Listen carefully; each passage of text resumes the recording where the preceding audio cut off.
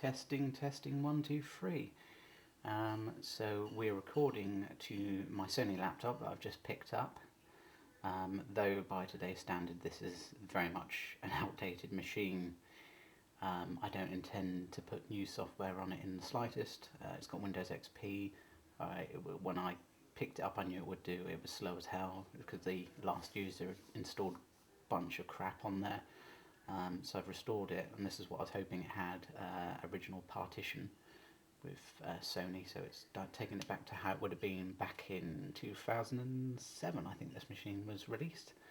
But yeah, my full intention here was to get things like Movie Maker and all the old software that I used to use on Windows, so as I say, I'm not going to try and upgrade it to 7 or anything like that, or obviously 10 these days, but no intention of doing that. I wanted a FireWire on the laptop, which is never done anymore, because I've also just picked up this, which is what we're recording with, the Sony PD170, and that is a direct FireWire connection, so the highest quality. I could have done tape, but I'm not fucking around with that. Let's mute my phone. Yeah, direct connection via FireWire, and we'll see how this all works. I have got it connected to the internet because I do obviously want to output these videos one way or another.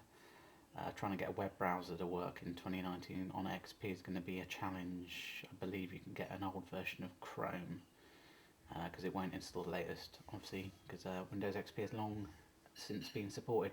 But yeah, direct connection. Let's see how this all comes out and go from there.